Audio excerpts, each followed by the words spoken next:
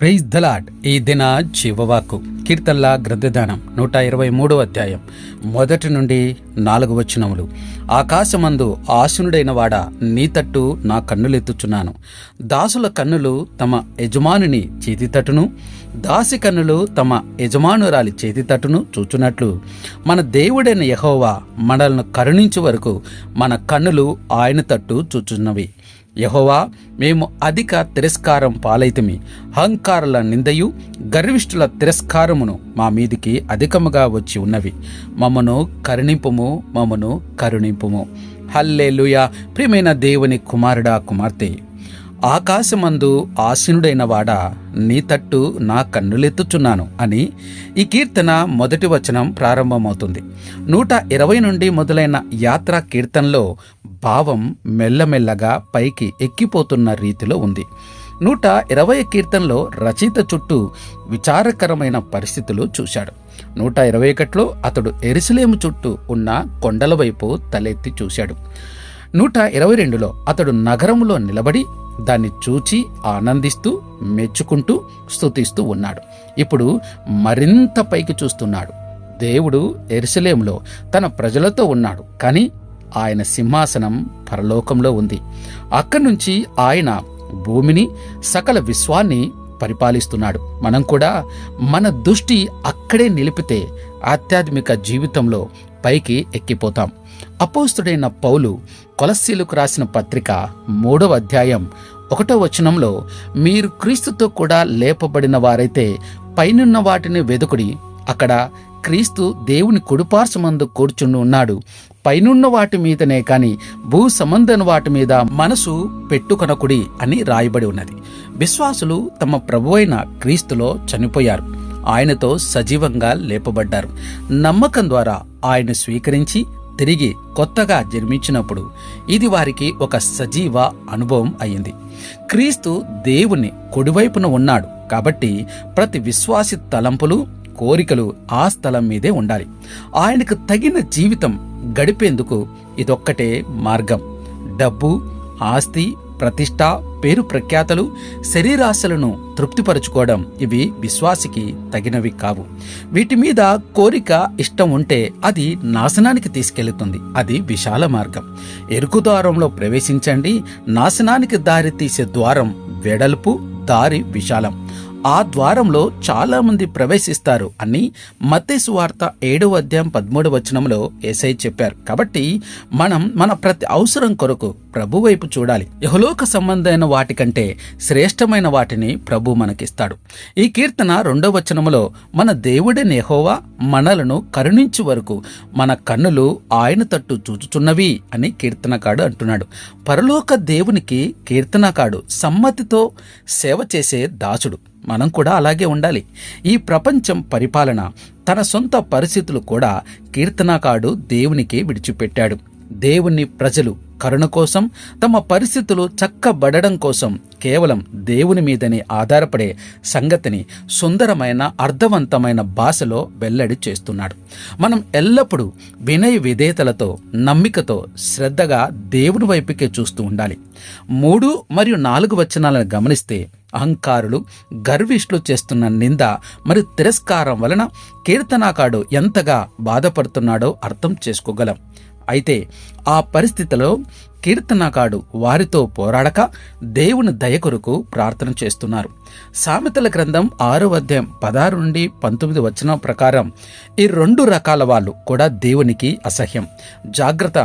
గర్వం మనల్ని ఏలనిస్తే దేవుడు మనకు విరోధయ్యి మనతో పోరాడుతాడు. దేవుడు మనల్ని ఎదిరించటం మనకిష్టమా? ఒకవేళ ఇష్టం ఉంటే వినయ మనస్కులకు దేవుడిచ్చే కృప మనకు చేరకుండా గర్వం అడ్డుపడుతుంది. క్రైస్తవ జీవితంలో మన అపజయాలకు, నిష్ఫలతలకు మూల కారణాలలో ఇది ఒకటి. దేవుడు ఈ కొద్ది వాక్యమును దీవించి ఆశీర్వదించునుగాక. ప్రార్థన చేసుకుందాం. మా ప్రియ పరలోకపు తండ్రి, ఇంతవరకు నీ వాక్యం ద్వారా మాతో మాట్లాడిన ప్రతి మాటను బట్టి నీకెంతగానో స్తుతులు, స్తోత్రాలు చెల్లిస్తున్నాం. ఆకాశమందు ఆసీనుడైన వాడా, అయ్యా, నీ తట్టే మా కన్నులెత్తుచున్నాం.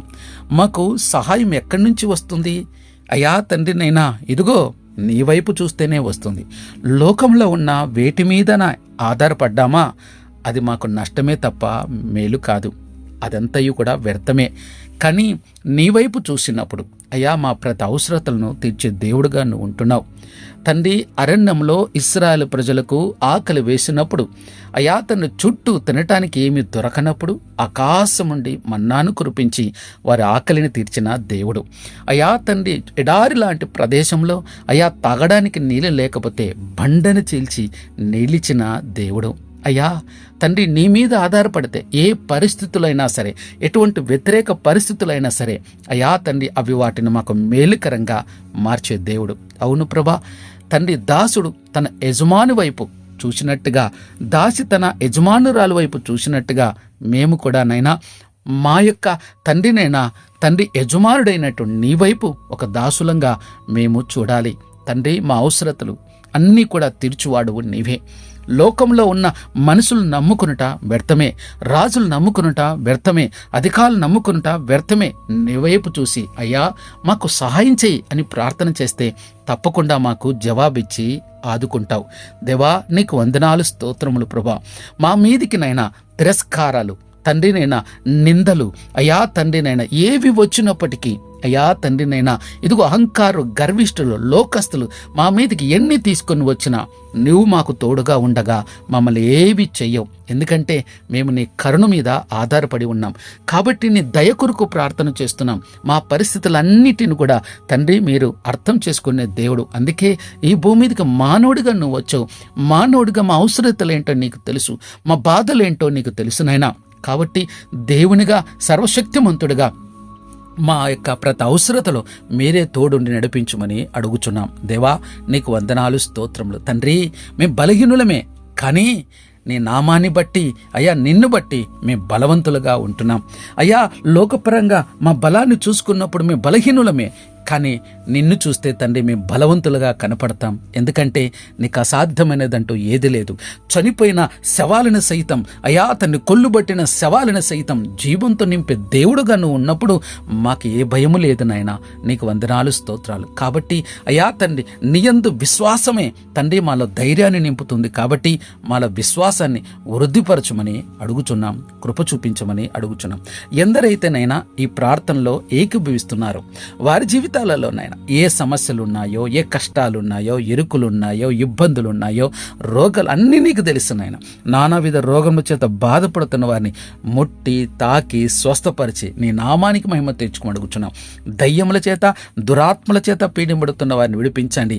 అనేక వ్యసనాల కారణంగా భయంకరమైన పాపములో పడి ఆ పాపం నుంచి ఎటు బయటికి రావాలో తెలియక సతమతముతో అనేక మందిని అయ్యా బయటికి తీసుకురమని అడుగుచున్నాం తండ్రి. ఆ వ్యసనాల నుంచి విడిపించి అడుగుచున్నాం.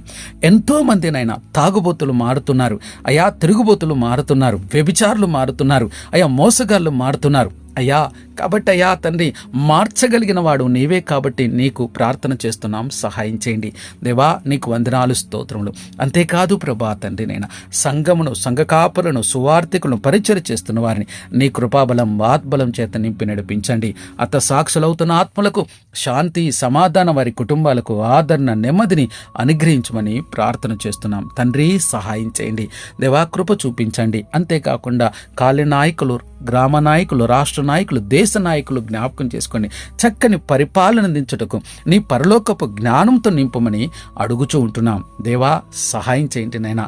అంతేకాదు నైనా ప్రతి బిడ్డను పేరు పేరున దీవించి ఆశ్రయించి కృప చూపించి నడిపించమని అడుగుచూ ఉంటున్నాం తండ్రి. నీకు వందనాలు, స్తోత్రములు తండ్రి. మా ఆశ్రయ దుర్గమా నీకు స్తోత్రాలు, మా కోట నీకు స్తోత్రాలు, మా అండ నీకు స్తోత్రాలు తండ్రి. నీ వైపే చూస్తున్నాం, మాకు సహాయం చేయమడుగుచున్నాం తండ్రి. అనేక సమస్యల కారణంగా అయ్యా తండ్రి కోర్టు చుట్టూ తిరుగుతున్న బిడ్డలను విడిపించమని అడుగుచున్నాం. వారి సమస్యలకు సమాధానం అడుగుచున్నాం. జైల్లో మగుతున్న వారిని విడిపించమని అడుగుచుంటున్నాం తండ్రి. దేవా నీకు వందనాలు, స్తోత్రాలు. కృప చూపించండి. కోత విస్తారంగా ఉంది ప్రభువా, పనివారి కొద్ది మందిగా ఉంటున్నారు.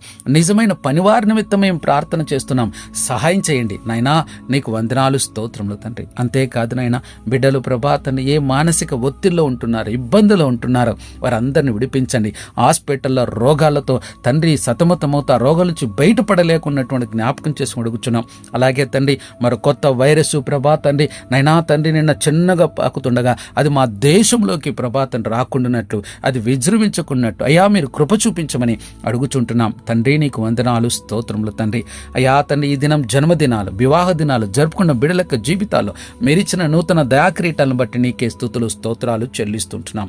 అయ్యా మమ్మల్ని మేము తగ్గించుకుంటున్నాం, నేను మాత్రమే ఇచ్చిస్తూ ఇనపలను మా ప్రభు రక్షకుని యేసుక్రీస్తు వారి శక్తిగల శ్రేష్టమైన నామంలో బ్రతిమలాడి వేడుకుంటున్నాం తండ్రి. ఆమేన్, ఆమేన్, ఆమేన్.